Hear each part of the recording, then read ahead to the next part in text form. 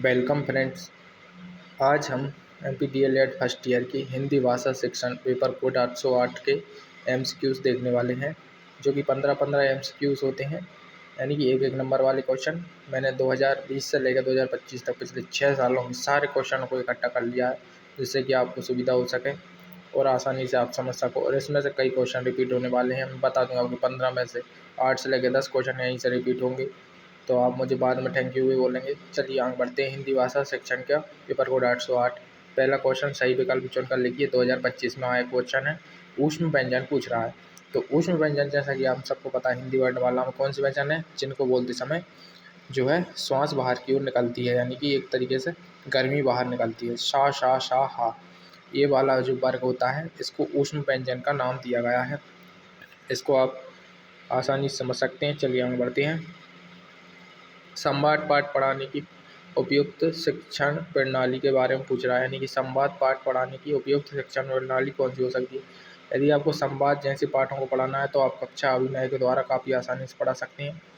और ये भी एज इट इज क्वेश्चन है। आपको ध्यान रखना है कि संवाद जैसे पाठ पढ़ाने के लिए जो यानी कि जो कम्युनिकेशन है, उसके लिए सबसे अच्छी शिक्षण प्रणाली क्या होगी। कक्षा में अभिनय करवाना, यानी रोल प्ले करवाना सबसे अच्छी है, क्योंकि लेक्चर मेथड में सिर्फ आप बोलेंगे, सामने वाला कुछ बोलेगा नहीं, तो कम्युनिकेशन कैसे होगी। आगमन और निगमन का यहाँ संबंध नहीं, तो सीधा कक्षा अभिनय आंसर लगाएंगे। चलिए आगे बढ़ते हैं। तीसरा क्वेश्चन बोल रहा है, बोलना मनुष्य को पूर्णता तक पहुँचाता है, लेकिन लिखना मनुष्य को शुद्ध बनाता है। यह कथन किसने कहा था।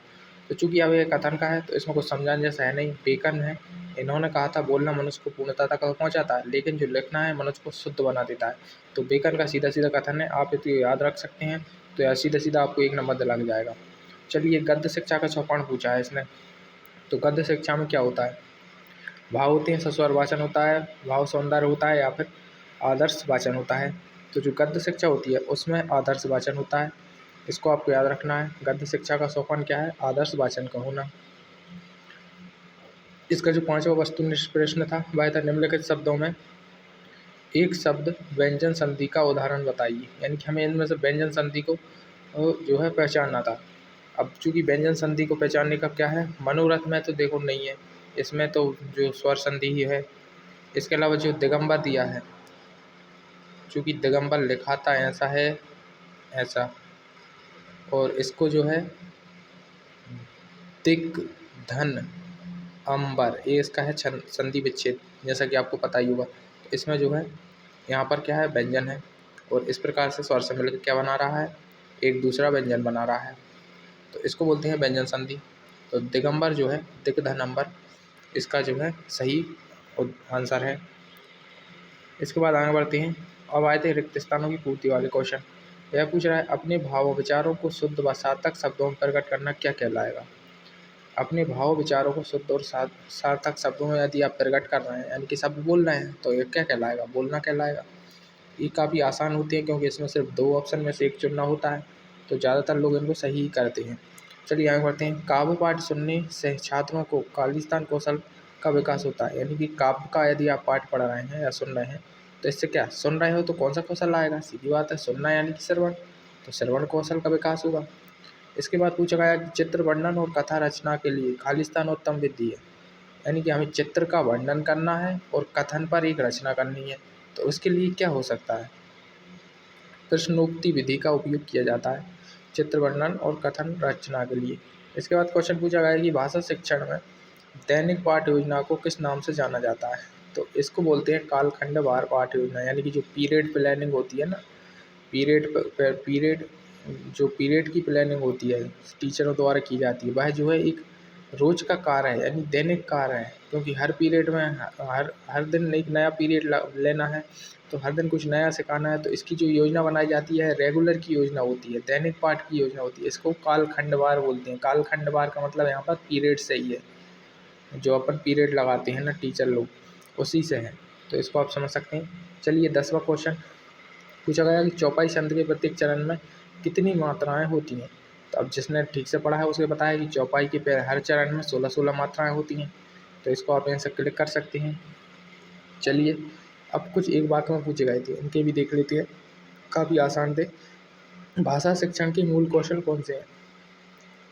तो जो हमारी भाषा शिक्षण होती है उसमें 4 ही मूल कौशल होते हैं, सुनना, बोलना, पढ़ना और लिखना। यदि आप ये भी लिख के आओगे ना, सुनना, बोलना, पढ़ना, लिखना, तब भी सही है। यदि आपको शुद्ध हिंदी में लिखना है तो श्रवण, वाचन, पठन और लेखन भी आप लिख के आ सकती हो। यही 4 होते हैं, जिनमें से 2 प्रोडक्टिव यानी कि प्रोडक्टिव होते हैं और इसके अलावा 2 होते हैं रिसेप्टिव, जो कि चलिए अब अगला देखते हैं। अगला एक बात वो पूछा गया, कविता का स्वरूप किस प्रकार का होता है? तो कविता का स्वरूप एक तो रागात्मक और रसात्मक होता है, जिसमें लय, छंद और भावों की प्रधानता होगी। हालांकि इस क्वेश्चन को आप किसी भी तरीके से अपने हिसाब से बनाकर लिख सकते थे, आपको 1 नंबर इसका तय है कि मिल ही जाता। यानी कि आपको सिर्फ ये बताना था कविता होती क्या है, आप लिख सकते थे कुछ भी। कविता का स्वरूप गद्यात्मक होता है, रागात्मक, रसात्मक और लय, छंद, तुक सब लगा के कुछ भी आप इसमें लिख सकते थे। कविता के हिसाब से आपको 1 नंबर मिलना ही मिलना था, जरूरी नहीं कि यही परिभाषा लिखी जाए। चलिए आगे बढ़ते हैं। प्राथमिक कक्षाओं के शिक्षण में सबसे बड़ी कठिनाई क्या होती है? यानी जो प्राइमरी में होते हैं उनके लिए सबसे बड़ी कठिनाई, इसमें भी आप कई कठिनाइयाँ होती हैं, आप कोई सी भी लिख सकते हो। लेकिन यदि आपको नहीं आ रहा है तो मैंने जो लिखी है आप उसको समझिए। प्राथमिक कक्षाओं में जो सबसे बड़ी कठिनाई बालकों या छात्रों की व्यक्तिगत भिन्नता और उनके भाषाई उच्चारण की अशुद्धता। सही बात है। व्यक्तिगत भिन्नता क्यों? क्योंकि हर बालक की जो है कैपेसिटी एक जैसी नहीं होती, कुछ अलग तरीके से सीखते हैं, कुछ अलग तरीके से सीखते हैं। और दूसरी बात, उनके भाषाई उच्चारण में जो अशुद्धताएँ होती हैं वह भी एक तरह की नहीं होती, किसी को किसी अन्य प्रकार की अशुद्धता है तो किसी को अन्य प्रकार की। इसके अलावा भी आप अपने हिसाब से लिख सकते हैं, लेकिन यदि आप मेरी माने तो इसमें यही लिखें, व्यक्तिगत भिन्नता ही सबसे बड़ी क्या है, चुनौती है ना। चलिए आगे बढ़ते हैं। भाषा के आकलन का प्रमुख तरीका पूछा गया है। तो बच्चों के आकलन का प्रमुख तरीका सतत व्यापक मूल्यांकन है कि सीसीई और अवलोकन यानी कि ऑब्जर्वेशन होता है। तो भाषा के आकलन को आप कैसे देख सकते हैं? सीसीई के जरिए देख सकते हैं और ऑब्जर्वेशन के जरिए देख सकते हैं। और इस जो जितने भी क्वेश्चन हैं इनको आप अलग अलग तरीके से, इनके अलग अलग क्वेश्चन के आंसर हो सकते हैं, इसलिए आपको घबराना नहीं है। यदि आपको कोई अलग आंसर आता है तो आप वो भी लिख सकते हैं, जरूरी नहीं कि आप यही लिखें। अब पूछा इसने इकाई योजना की एक विशेषता, यानी कि जो इकाई योजना होती है उसकी क्या विशेषता होती है? तो इकाई योजना शिक्षण सामग्री को सार्थक एवं व्यवस्थित खंडों में विभाजित कर शिक्षण को प्रभावी बनाती है। ठीक है, इकाई योजना की क्या व्यवस्था है? यह शिक्षक सामग्री को सार्थक और व्यवस्थित खंडों में विभाजित करती है। याद रखना, इसको यह लिखना पड़ेगा आपको कि यह क्या करती है। यह सार्थक और व्यवस्थित खंडों में शिक्षण सामग्री को जो है विभाजित करती है, यही इसका सही सही परिभाषा होता है। चलिए अब देखते हैं हम 2024 में आए हुए 15 ऑब्जेक्टिव क्वेश्चन और एक एक नंबर के सभी क्वेश्चन को। अब इसने अंतःस्था व्यंजन पूछ लिया। अब देखिए, आप व्यंजन के जितने भी प्रकार होते हैं जो अलग अलग प्रकार से उन्हें बांटा गया है, उनको आपको देख कर जाना एक बार, क्योंकि इसमें उसमें पहले वाले में उसमें व्यंजन पूछा था, इसमें अंतःस्था व्यंजन पूछ रहा है। तो अंतःस्था व्यंजन वे व्यंजन होते हैं जो कि अंदर से ही बोले जाते हैं। जैसे आप बोलेंगे या, रा, ला, वा, तो ये वाला वर्ग होता है ना या का, या, रा, ला, वा, यह अंतःस्था व्यंजन है। और ये वाला आपने पहले ही देखिए है कौन सा है, ऊष्म व्यंजन है। चलिए, और ये वाला मिश्रित होता है, इसको भी हो सकता है आगे आ जाए। और ये तो आप ये तो कोई वो ही नहीं बना रहा है वर्ग। चलिए अब आगे बढ़ते हैं। कविता में सौंदर्य निहित होता है, भाव का सौंदर्य होता है, भाषा का सौंदर्य होता है, विचार का। तो यहाँ पर आप देख सकते हैं कि तीनों के तीनों सौंदर्य निहित होते हैं, यानी कि कविता से भाव भी प्रकट होते हैं, भाषा भी शुद्धता स्पष्टता पर ध्यान देती है और विचार भी अलग अलग प्रकार के आते हैं। तो इसमें तीनों के तीनों आंसर क्या है, सही है। चलिए अगला क्वेश्चन देखते हैं। लिखना सिखाने में ज्ञानेंद्रियों का सहयोग लेने वाली विधि कौन सी है? यानी लिखना सिखाने में जो हमारी ज्ञानेंद्रियाँ होती हैं, यानी जो इंद्रियाँ होती हैं, उनका सहयोग लेने वाली विधि क्या कहेंगे?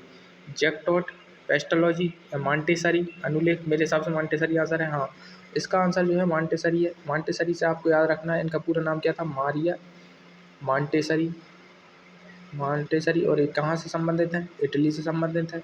इसके अलावा कुछ और भी चीज़ें जो अब मुझे रिकॉल नहीं हो रही, लेकिन मॉन्टेसरी से क्वेश्चन कई आते हैं, तो इनको आप थोड़ा एक बार ध्यान से देखना।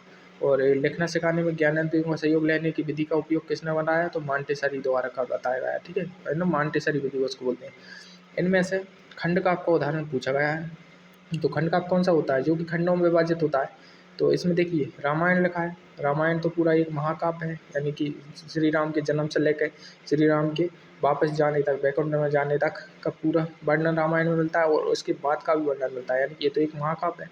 इसके बाद इसमें दिया है पृथ्वीराज रासो। तो पृथ्वीराज रासो में पृथ्वीराज रासो की जीवन की सारी जीवनी का वर्णन है, कैसे उनकी मृत्यु हुई, कैसे उन्होंने जो है राजभार संभाला, कैसे उन्होंने एक बार गौरी को हराया, दूसरी बार कैसे हारे, मतलब इसमें सब वैसा दिया हुआ है। तो यह भी एक महाकाव्य का प्रकार है। लेकिन जो जयद्रथ वध है, इसमें सीधा जयद्रथ पर फोकस किया गया है, वो भी कहाँ पर, महाभारत के युद्ध में। जब अर्जुन ने जयद्रथ को मारने का प्रण ले लिया था कि मैं आज सूर्य अस्त से पहले जयद्रथ को मार डालूंगा, नहीं तो मैं स्वयं ही क्या है जो अग्नि की समाधि ले लूँगा। तो इसमें सिर्फ वही इम्पोर्टेंट एक घटना दी है जब अर्जुन प्रतिज्ञा लेते हैं और फिर उसको शाम तक किस तरह से मारते हैं, किस तरह से श्री कृष्ण उनकी मदद करते हैं। तो जयद्रथ वध क्या है, एक खंड काव्य यानी कि एक खंड है, पूरी कहानी में से एक खंड को उठाया गया है और उस पर जो है रचना की गई है। तो जयद्रथ वध एक खंड काव्य होगा। चलिए अब आगे बढ़ते हैं। रघुवंश, रघुवंश की यदि हम बात करें तो रघुवंश की रचनाकार कौन है, कालिदास है। रघुवंश भी एक क्या है, महाकाव्य है और इसको भी आप याद रखना, रघुवंश महाकाव्य में कालिदास द्वारा रचित है। कालिदास की उन अन्य रचनाओं का आप ध्यान कर पा रहे होंगे, मालविका, अग्निमित्रम, मेघदूत, ऋतु संहार, इस तरह की रचनाएं कालिदास की हैं। और पृथ्वीराज रासो के रचनाकार कौन है, तो पृथ्वीराज रासो के रचनाकार, पृथ्वीराज रासो के ही दरबारी कवि कौन थे, चंद्रवरदाई, चंद्रवरदाई द्वारा लिखी गई थी।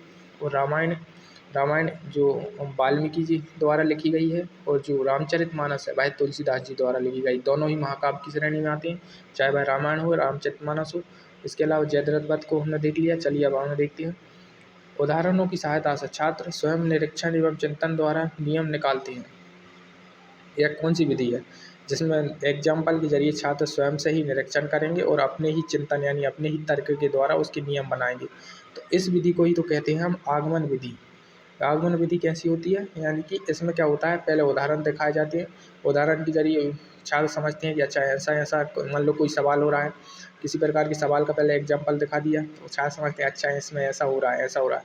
इसके बाद स्वयं निरीक्षण करके वह चिंतन द्वारा उसके नियम बना लेते हैं कि जब ऐसा हो तब ऐसा किया जाता है। मतलब आप समझ पा रहे हो। और निगमन विधि में इसका ठीक उल्टा होता है।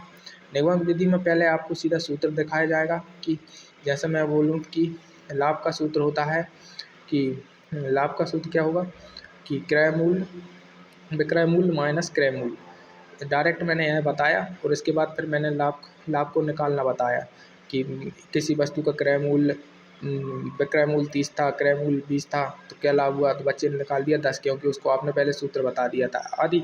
इसकी अपेक्षा जब आगमन विधि की बात होती है तो आगमन विधि में आप क्या करेंगे, आप किसी बच्चे से कहेंगे कि मैंने एक चीज़ को 30 रुपये में बेचा लेकिन मैंने उसको 20 रुपये में ख़रीदा था।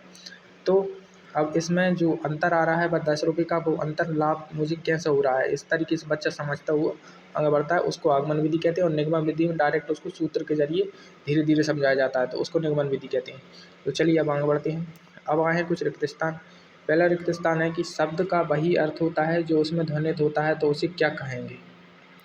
यानी कि शब्द है कोई, उसका वही अर्थ हो रहा है जो उसकी ध्वनि से निकल रहा है, तो उस शब्द को क्या कहेंगे। जाहिर सी बात है उस शब्द को कहेंगे वाचक। वाचक शब्द ऐसे होते हैं जिनका वही अर्थ होता है जो उनकी ध्वनि में निहित होता है। इसके बाद दूसरा क्वेश्चन है रसात्मक वाक्यम काव्यम। इसको आपने कई बार बार 10वीं कक्षा में जब आप होंगे आपको अभी तक याद होगा। रसात्मक वाक्यम कार्यम, रसयुक्त वाक्य की क्या है, कविता या काव्य है। तो यह कथन किसने कहा था, विश्वनाथ या मम्मट ने। तो इसको कहा गया था आचार्य विश्वनाथ के द्वारा। तो इसमें सीधा आंसर विश्वनाथ लगाना, याद रखना इसको। अब आते हैं अगले क्वेश्चन पर। खाली स्थान में आरोह अवरोह लय का ध्यान रखना आवश्यक होता है, किस में, पद में या गद्य में। तो जाहिर सी बात है जब आप लय की बात कर रहे हैं, लय तुक छंद आरोह अवरोह, इसको सबको किस में रखेंगे हम, पद्य शास्त्र में या पद्य काव्य में रखेंगे। गद्य में इन सब की चीज़ों की जरूरत नहीं होती, गद्य में तो कहानी की जैसा लिखते चले जाओ लिखते चले जाओ, है ना। इसके बाद आते हैं पतंजलि ने खाली स्थान को भाषा का अनुशासन माना है। तो पतंजलि द्वारा भाषा का अनुशासन क्या माना गया है, नाटक या व्याकरण। अब इसमें क्या है, नाटक कैसे अनुशासन हो सकता है, व्याकरण ही तो भाषा का अनुशासन होगी ना। यानी कि भाषा के जितने भी नियम हैं सब किस पर देख कर चलते हैं, व्याकरण को देख कर चलते हैं। तो व्याकरण क्या है, भाषा का एक अनुशासन है। अब पूछा है वाचन में निपुणता भाषाई दक्षता का सूचक होता है, किसके वाचन में। यदि आप मौन वाचन से आप मतलब तो समझ पा रहे होंगे ना दोस्तों, यानी कि मन में पढ़ना। यदि आप मन में पढ़ने में जो है निपुण हैं तो आप भाषाई दक्षता में संपन्न हैं।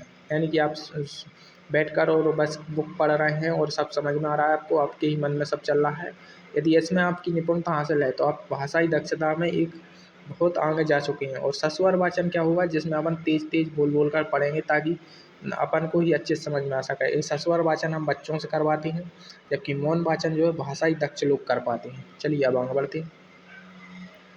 अब एक वाक्य में उत्तर आए थे जो कि हम देख लेते हैं। पहला क्वेश्चन पूछ रहा है कि भारत की सांस्कृतिक भाषा कौन सी है।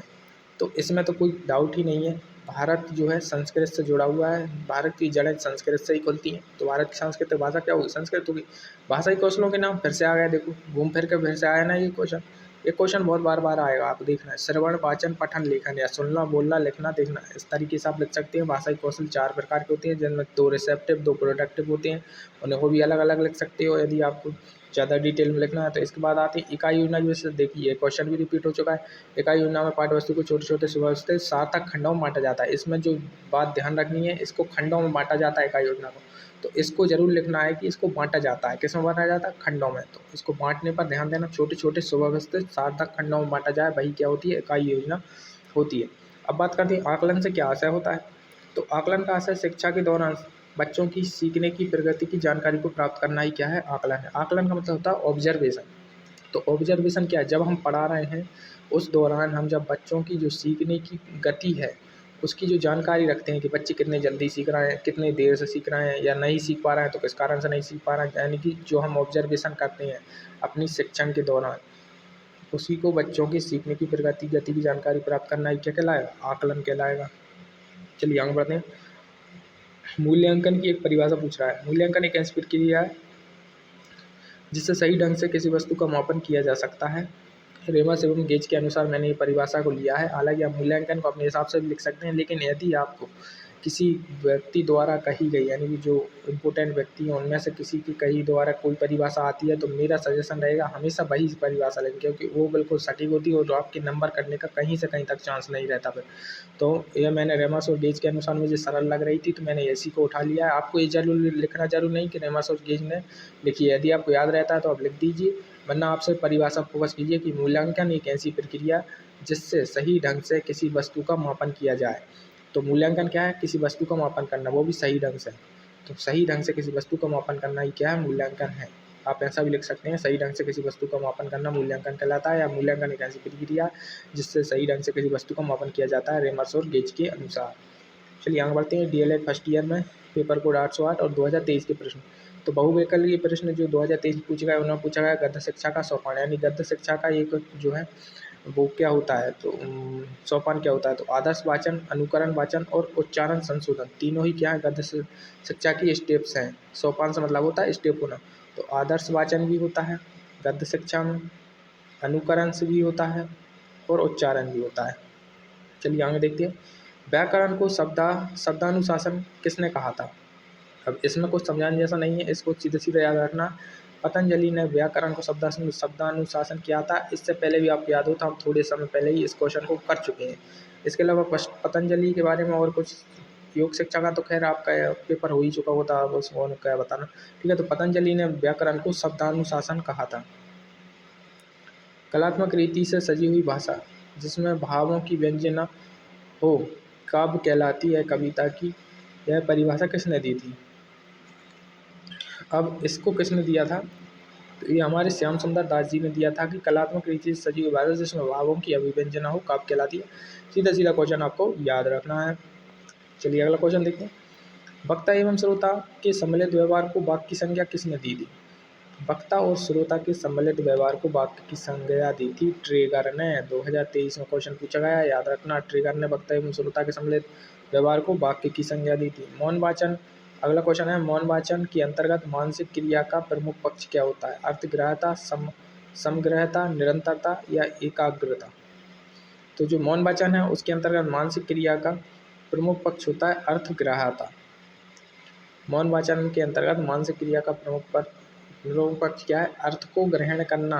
नहीं, अपन जब मन में पढ़ रहे हैं तो उसका मतलब होता है कि हम जो पढ़ रहे हैं उसका अर्थ हम अंदर ग्रहण कर पा रहे हैं। ठीक है, अब आते हैं विकल्प उस पर, खाली स्थानों पर। तो खाली स्थान है कि मैं जीवन में किसी एक पक्ष या घटना का वर्णन होता है। किसी एक पक्ष, जीवन के किसी एक पक्ष या एक घटना का वर्णन हो, तो अभी हमने देखा जयद्रथ रथवत, यानी कि क्या है? एक खंड का।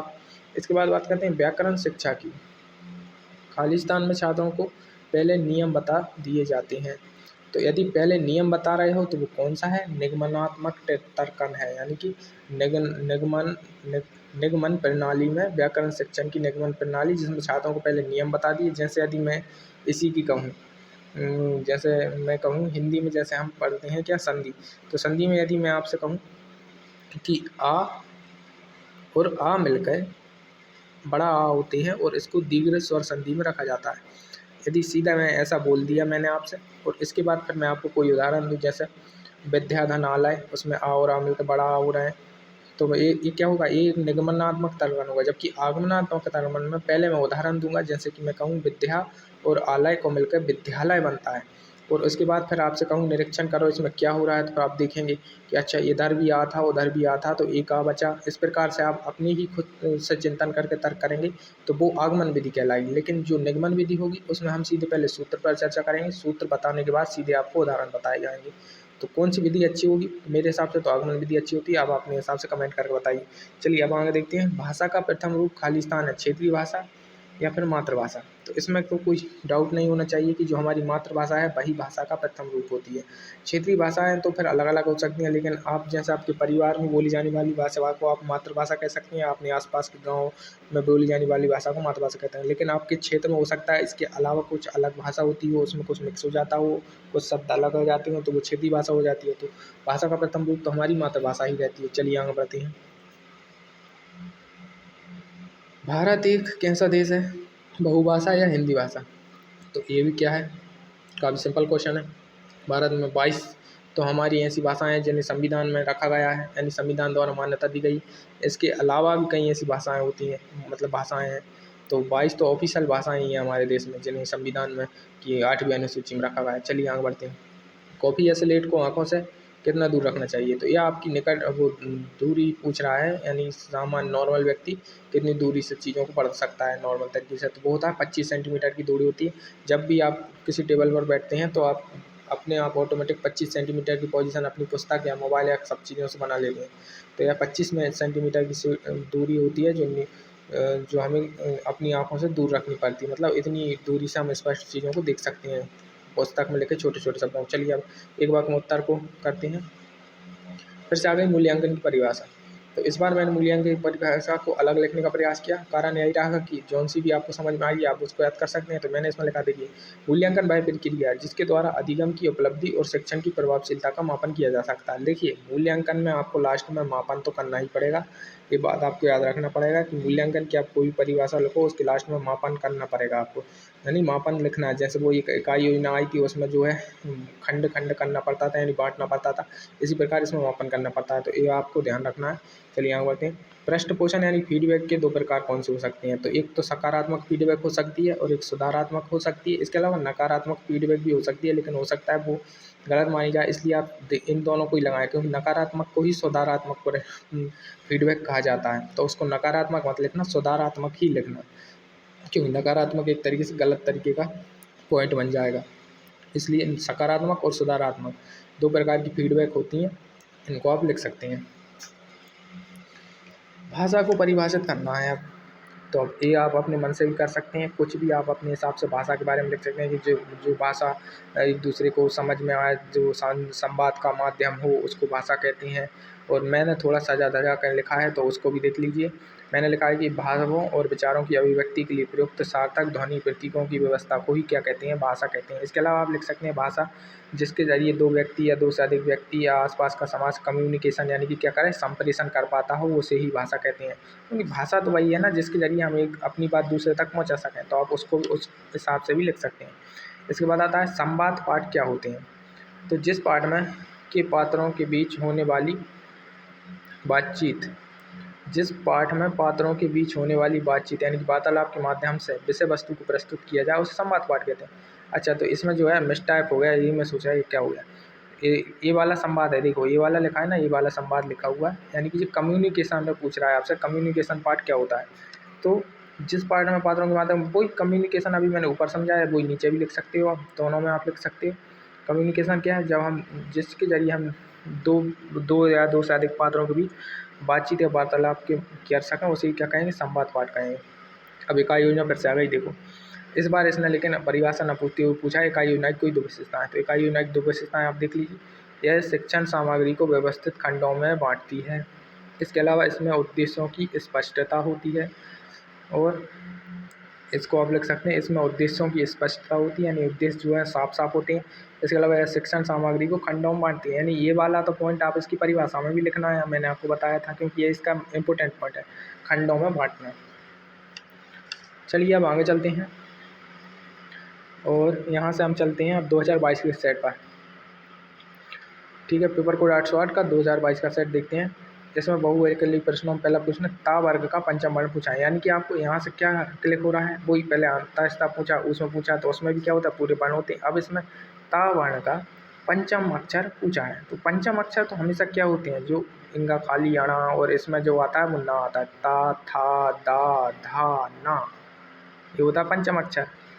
इसके इधर वो अणा इंगा ये सब लिखे होते हैं, तो इनको आप थोड़ा एक बार वर्णमाला को अच्छे से देख कर जाना। एक ना एक क्वेश्चन वर्णमाला से जरूर पूछता है, तो आपका 1 नंबर तो वर्णमाला ही करा देती है।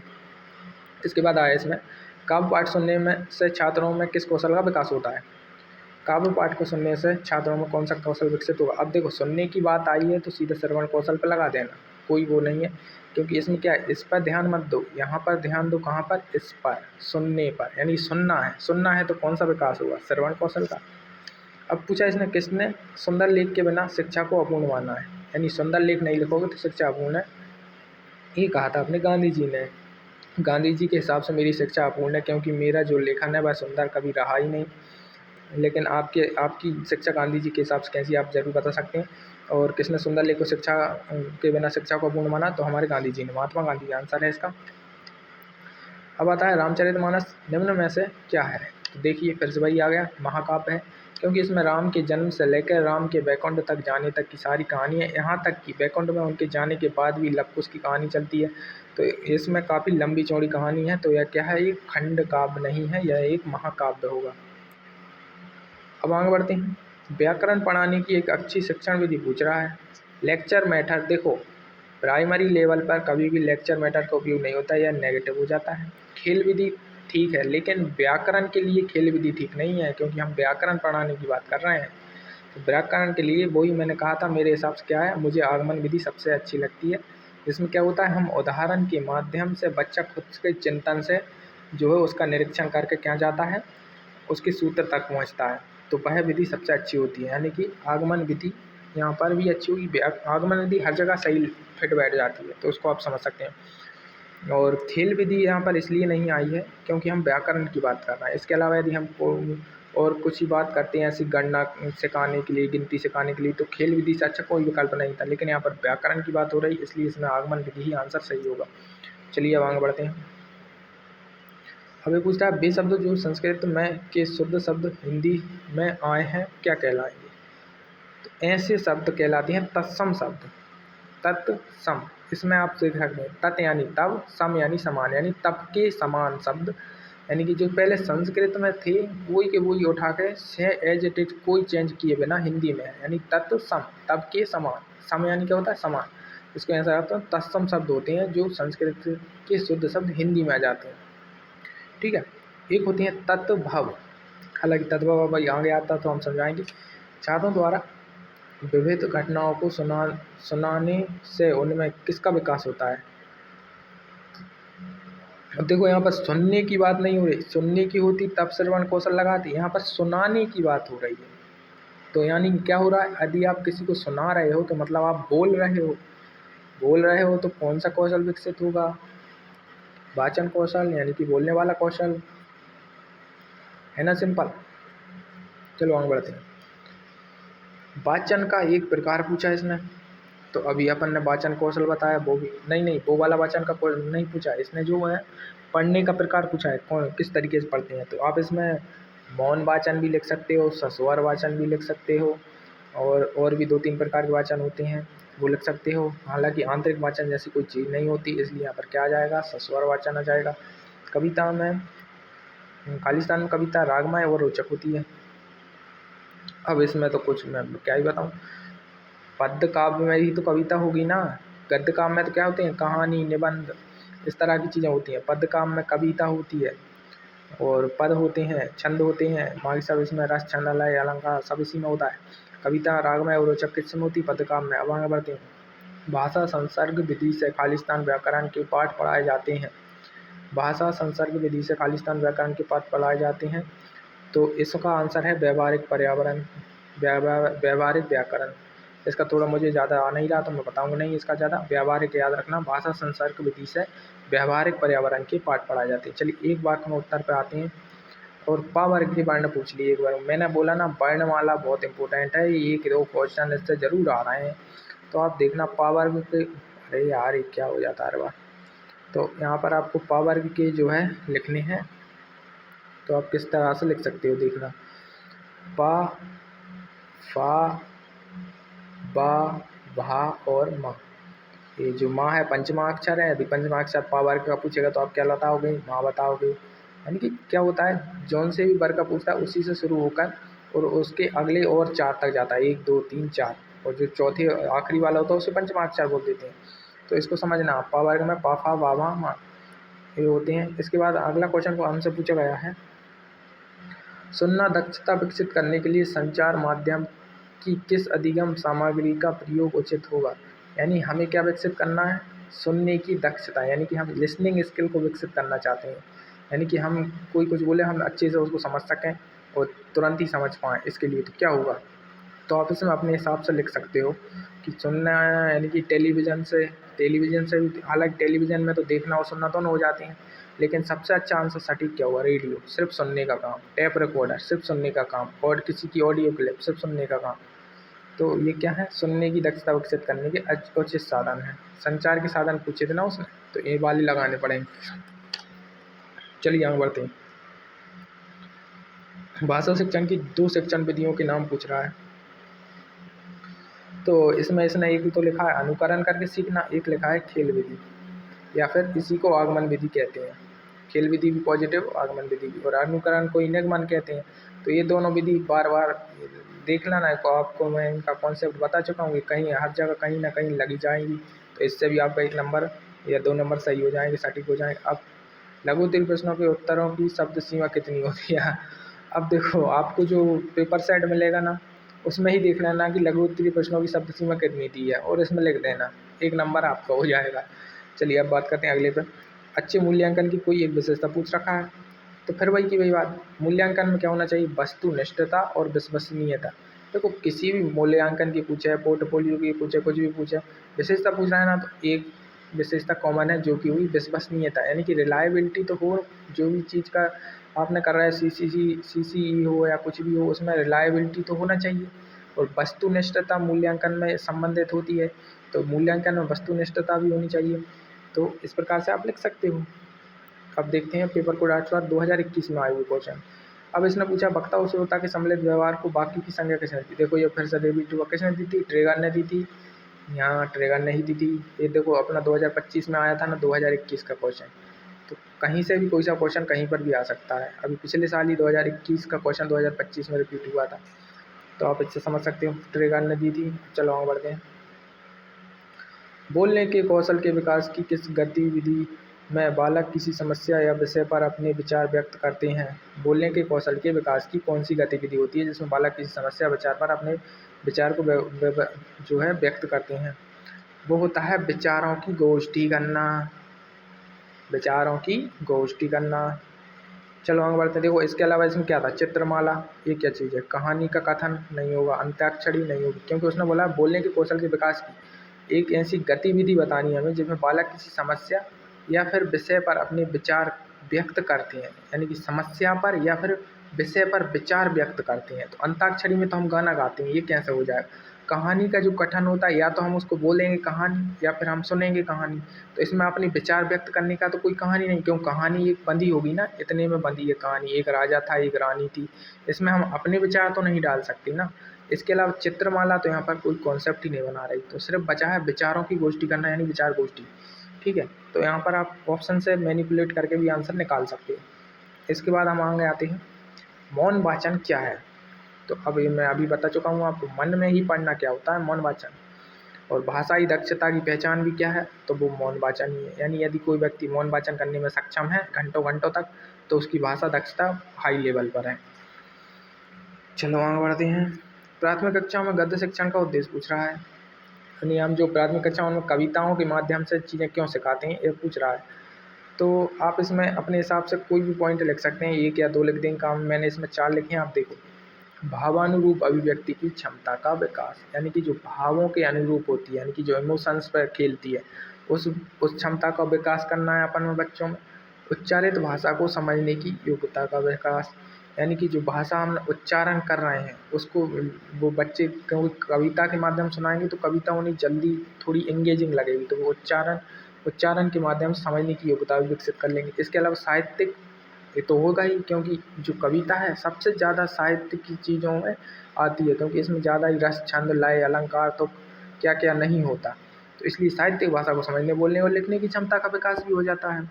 इसके अलावा छात्रों को सूक्ष्म अध्ययन के लिए भी प्रेरित किया जाता है, यानी धीमे धीमा अध्ययन या छोटा छोटा अध्ययन के लिए। इसमें से आप कोई भी एक या दो, मेरे हिसाब से मेरा सुझाव ये रहेगा कम से कम 2 पॉइंट लिखो यदि ऐसा आता है तो, और यदि एक भी लिख देते हैं तो आपका काम हो जाता है। चलिए अब आगे बढ़ते हैं। एक मिनट, ये क्या हो गया? अभी अपन एक वाक्य में उत्तर कर रहे थे ना। सॉरी, मेरे से गलती हो गई।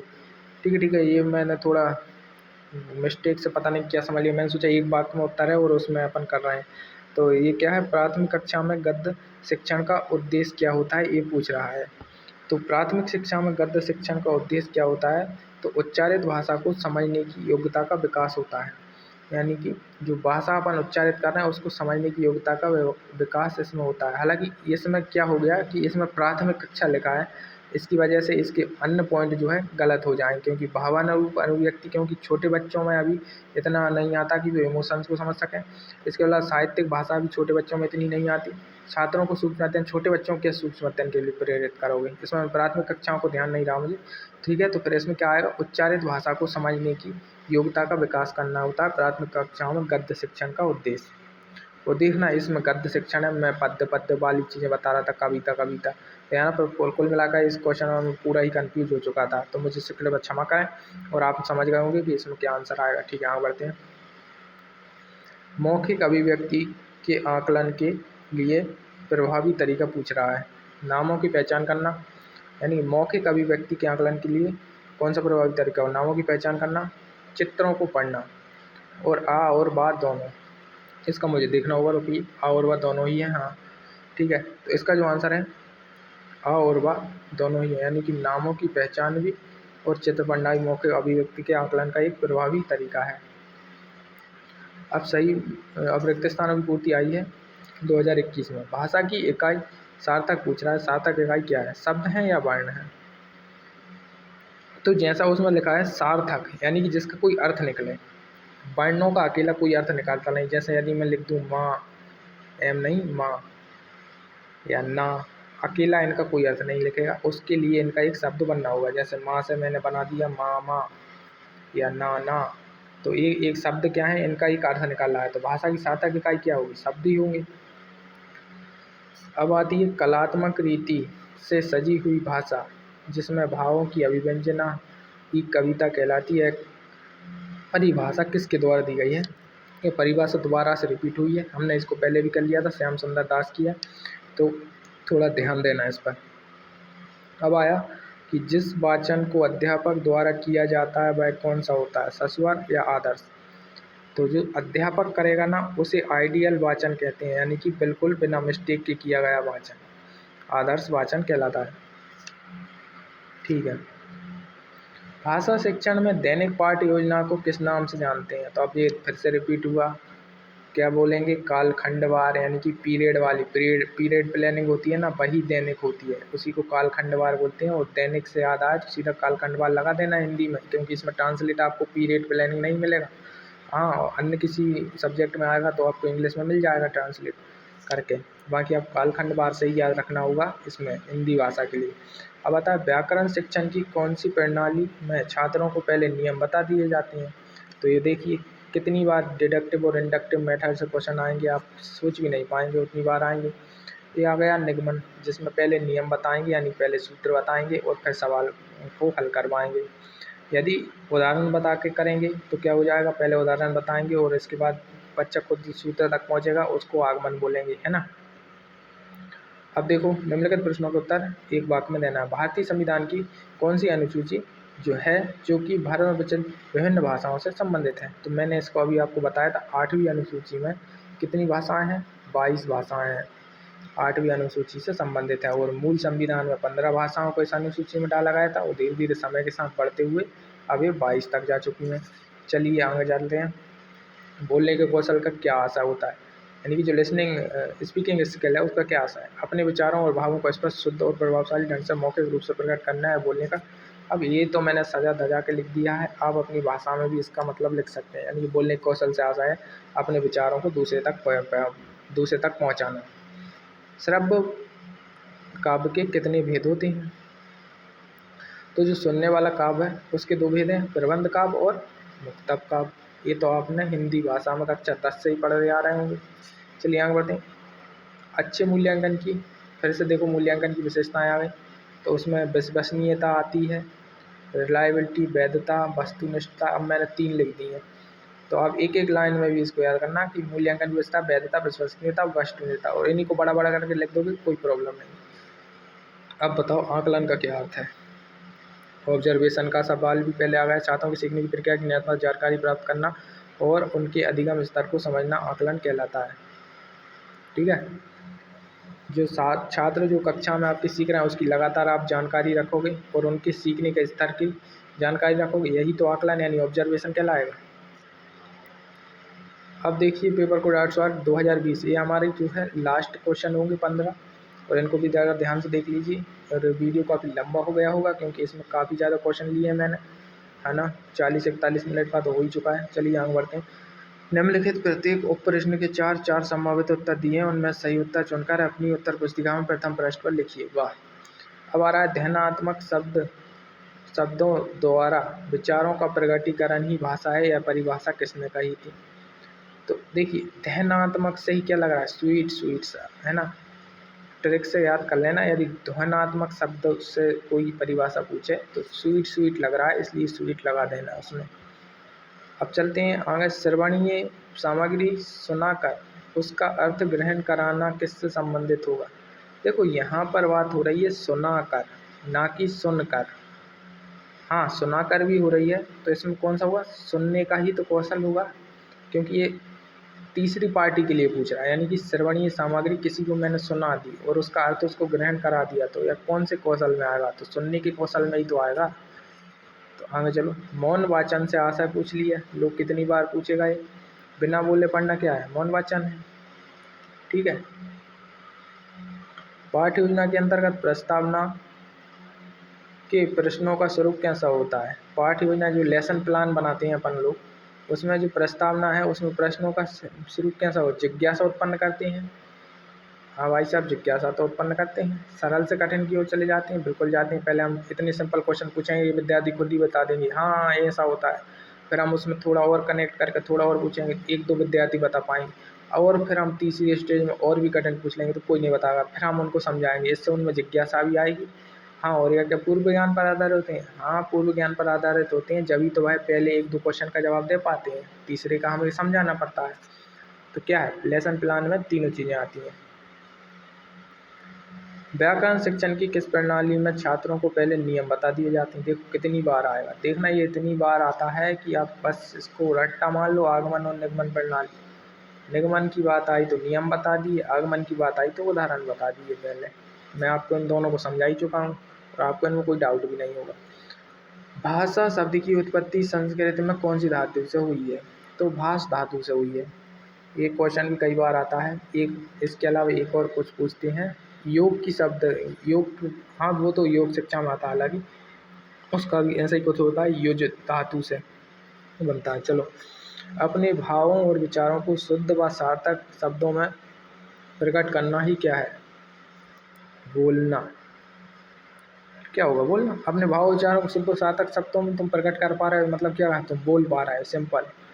समझने की क्षमता का मूल्यांकन पढ़ने के खालिस्तान आता है। समझने की जो क्षमता है उसका जो मूल्यांकन है वो किसके अंतर्गत आता है, तो वो पढ़ने के अंतर्गत आता है। देख रहा है क्या पूछा है इसने, मतलब कोई सेंस ही नहीं बना रहा। या तो ये इसको छुपा देता, अंतर्गत को छुपाया है। यानी कि थोड़ा आपको तर्क संगत तो तरीके से देखना होगा इसके आप क्या आ सकता है, मतलब सेंटेंस को समझना पड़ेगा कि रामचरितमानस, कामायनी और साकेत क्या। यदि आपको कुछ भी नहीं याद आ रहा तो रामचरितमानस तो आ रही होगी कि ये तो एक महाकाव्य है। इसके अलावा कामायनी के बारे में भी आप बहुत कुछ जानते हैं। ये किसकी रचना है? जयशंकर प्रसाद की है। कई बार आपने देखा होगा लहर आसू झरना जयशंकर प्रसाद की, और इसके अलावा कामायनी भी और साकेत भी है शायद उनकी ही। तो ये सब क्या है? महाकाव्य हैं। के अनुसार भाषा की विशेष प्रकार की रचना का वर्णन व्याकरण होता है।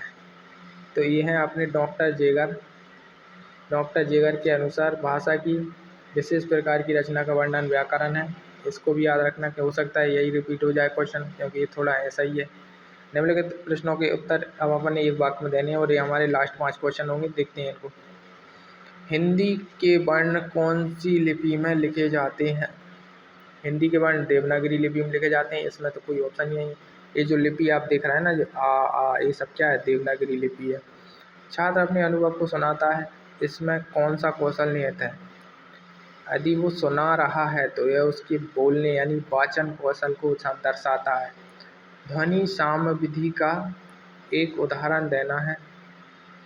अब ध्वनि साम्य से तात्पर्य है जो राइमिंग वर्ड होते हैं उनका उदाहरण देना है। तो आप कुछ भी लिख सकते हैं, आज, काज, लाज, या कल, चल, मल, पल, मतलब एक सा साउंड आना चाहिए उनमें।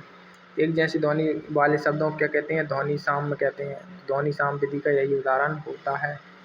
ठीक है।